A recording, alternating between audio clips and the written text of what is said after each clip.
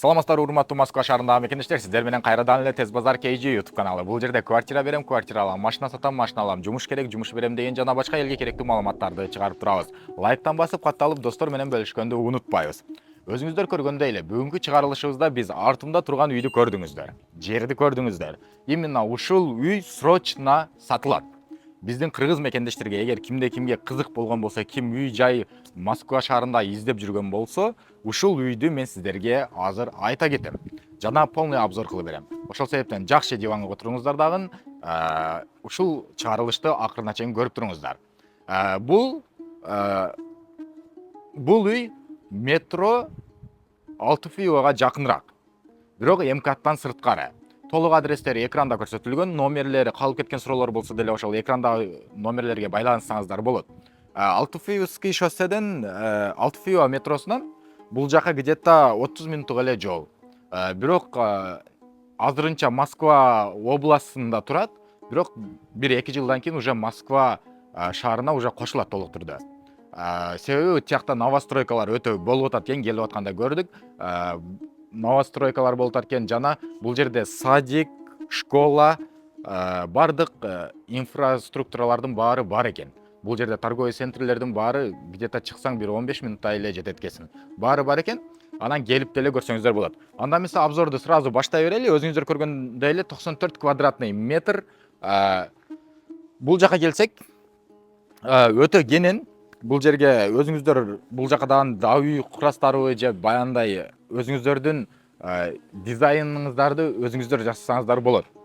Бул жактары өтө сонун гүлдөр менен жасалган. Мынакей.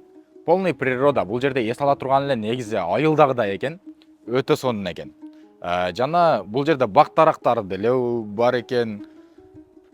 Уже өскөн да мооларчы, көчөт эмес, уже өскөн. Суулар боюнча эң адамга суу керек. Суусуз жашоо болбойт дегендей, бул жакта баяндай кудугу бар экен. Ана өзүңүздөр көрсөңүздөр болот. Тиги сууну ошол жерден прямой насос менен бул жака чыгарып алса деле болот экен, же урушной чыгарсаңыздар деле болот экен. Келгенде эле жүзүмдөрү деле бар экен. Жүзүмдөрү бар. Бул жака киргенде тапчан. Тапчан дейт, же кыргызча биз жакча айтканда сөрү дейт. Мынакей сөрүнү көрсөңүздөр болот. Кыргызстандын стилинде жасалган, этно стилде жасалган баары. Сөрүлөрү бар. Бул жагыда беседкалары бар. Мынакей көрсөңүздөр болот. Кирип эле ушул жерде эртең менен завтрак кылсаңыздар болот, телевизор көргөнчө. Эми аны өзүңүздөргө алган адам өзүнүн жана мемесине карап оформить этип ала берет. Жасап алат. Бул жака келе турган болсок, урматтуу мекендештер, үй 2 этаж. Өзүңүздөр көрдүңүздөр, 2 этаж үй.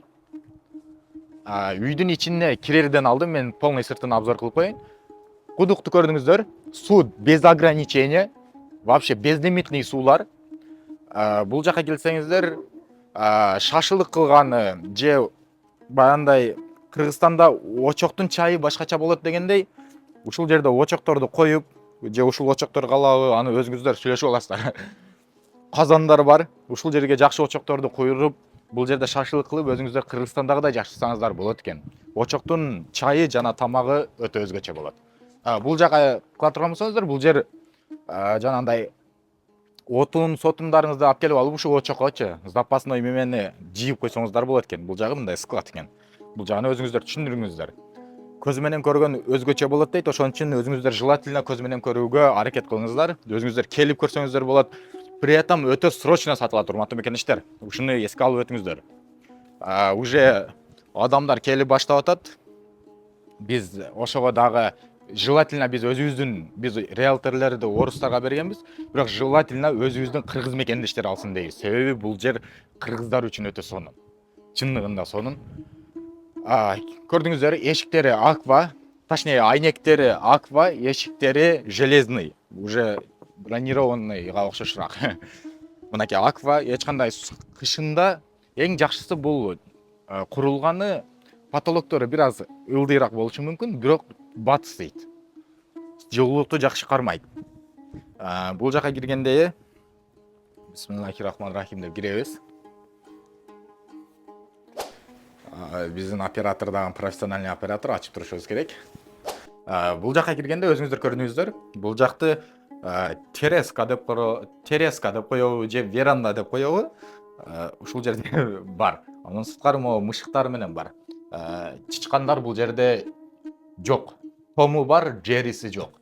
Мынакей, урматтуу достор, көрсөңүздөр болот, өтө сонун. Ушул короче Кыргызстанда кандай болсо ошондой эле үй экен. Потолокторду көрдүңүздөр, менин өзүм боюм 1,82, үстүнү көрдүңүздөр канчалык. Дагы калган, ну где-то 2 метрдей бар, 2 метрдей бар. Ушул жакты өзүңүздөр дагы жасайсыздарбы, ремонт кыласыздарбы? Азыр ушул турушунда сатыла турганын мен сиздерге көрсөттүм. Бул жака кире турган болсок, бул жери кухня болот. Кухняда бул газ бар. Полный газ еще подключение болуп келе элек. Азырынча баллончиктер менен алып келип газда жасасаңыздар болот, же жана көрсөткөндөй сырттагы очоктордо жасасаңыздар болот.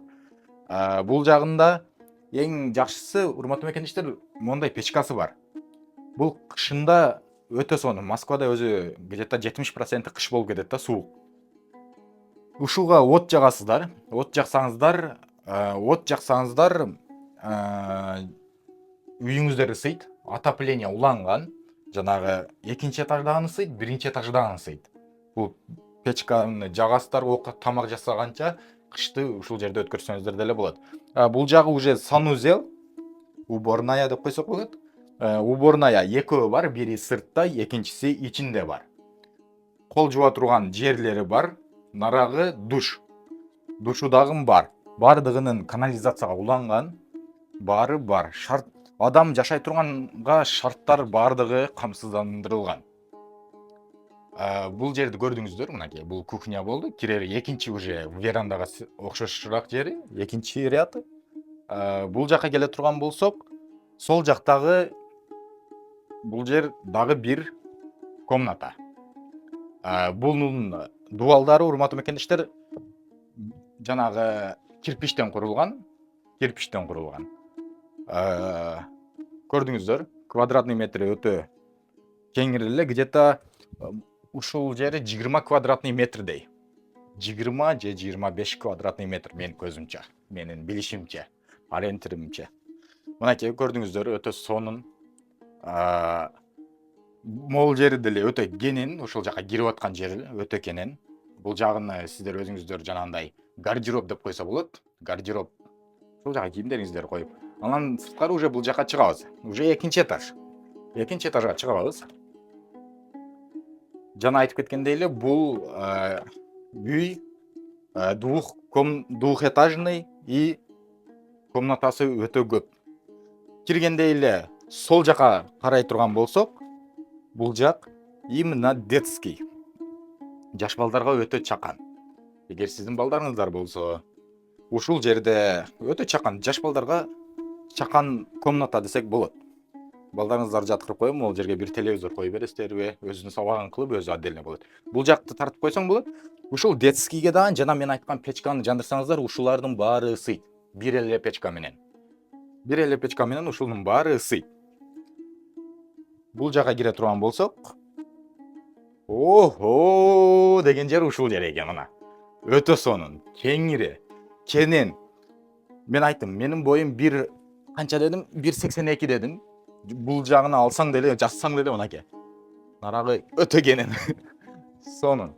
Бул жагыга вообще эле узун экен. Где-то обзор кылганда, так. Бул жерди баягындай гостевой деп койсоң деле болот. 1, 2, 3, 4, 5, 6, 7 метрге чейин экен. Эми аны толугураак эсептесең болот. Мол именно экинчи этаж, урматтуу мекендештер, баягы эң жылуу жер ушул жер болот. Себеби неге дегенде, бул жерде отоплениялары бар. Анан сырткары потолокторун көрдүңүздөр. Бир аз кичинекей болгону менен, бирок жылуулукту өтө кармайт. Бул негизи Москва шаарына өтө керектүү. Бардык электрикалык монтаждардын баары өз ордунда, баары жайында. Светтерди жандырсаң, көрдүңүздөр, люстралар да бул өзгөчө. Өтө жакшы жасалган. Бул жака кире турган болсок, 3 комнатаны эле көрдүңүздөр. 3 комнатада бардык дедик, азыр детскийге кирдик, анан гостевойго кирдик, анан сырткары могул жерде деле пространство өтө чоң экен. Где-то 15 квадратный метр да могул жер. 15 квадратный метр. Бул жака кире турган болсок, тоже бул эми спальная деп койсо болот. Өзүңүздөр көрсөңүздөр болот. Жылуулук камсыздандырылган, электрикалык монтаждардын баары удобство бар, точка бул жагында бар, тиягында бар. Короче, билесиздер, Москвада только телефон менен иштөө. Могул жерге бир матрас саласыздар дагы телефонду зарядка сайганча жата берсеңиздер болот экен. Өтө сонун. Анан алыскы тууганыңа караганда жакын кошунаң жакшы дегендер, кошуналарды ушинтип көрсөңүздөр деле болот.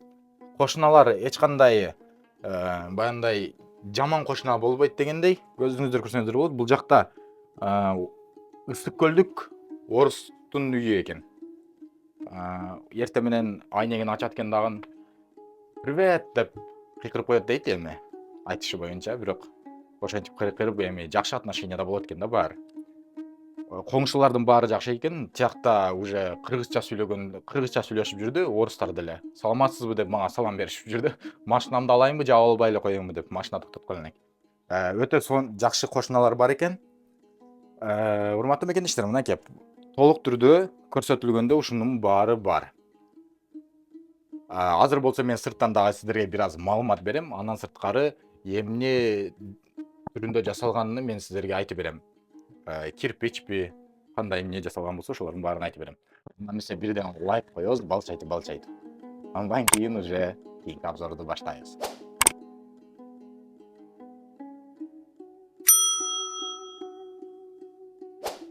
Анда эмесе урматтуу мекендештер, азыр болсо ушул сөрүдө тапчандап отурганча мен сиздерге баасын айта кетейин. Бул конечный итог дегендей, баарыңыздар күттүңүздөр окшойт. Анда эмесе дагы бирден лайк коюңуздар дагы, мен баасын айта кетейин. Бул үйдө кандай кылып алсаңыздар болот.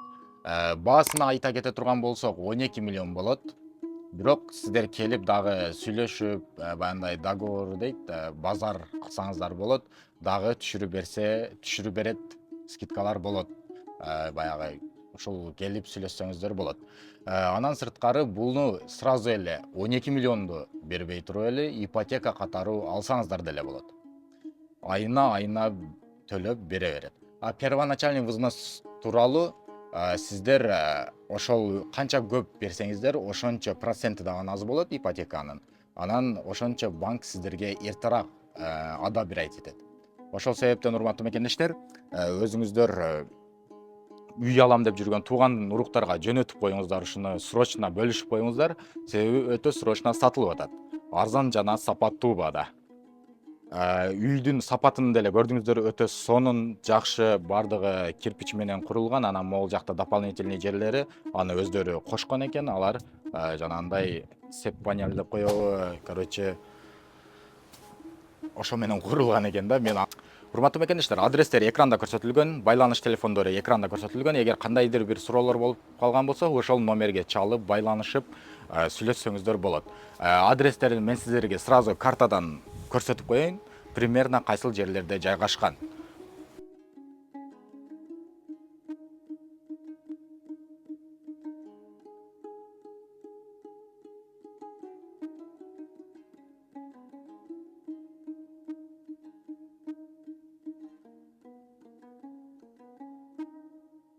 Анда эмесе урматтуу мекендештер, баарыңыздарга ийгилик, лайктан басып, катталып, достор менен бөлүшкөндү унутпайбыз. Анан срочно баары менен таратыңыздар.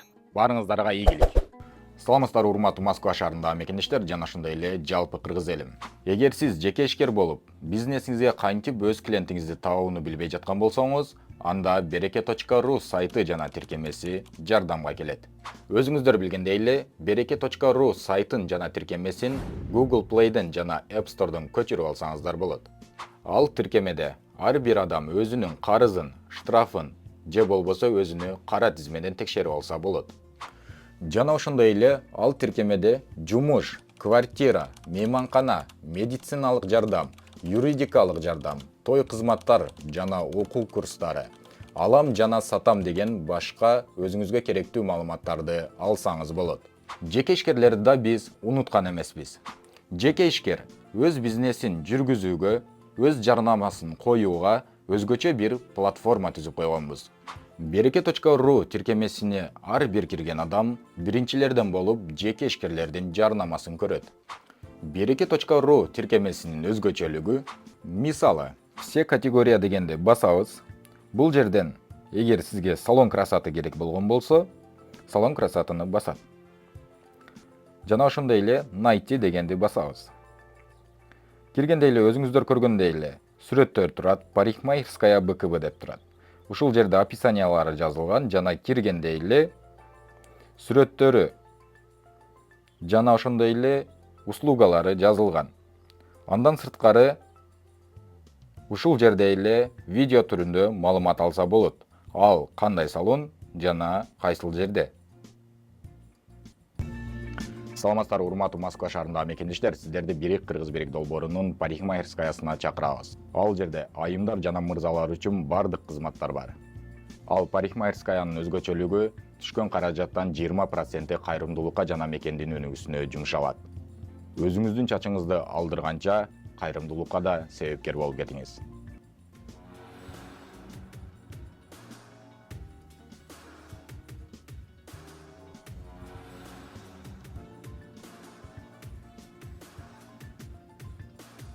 Береке.ру сайты жана тиркемеси тууралуу бардык кыргыз элибизге таратышка жардам бериңиздер.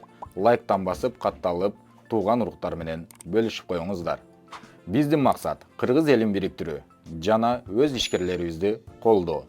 Баарыңыздарды Береке.ру сайтын жана тиркемесин колдонушту сунуштайм, себеби ал өзүбүздүкү.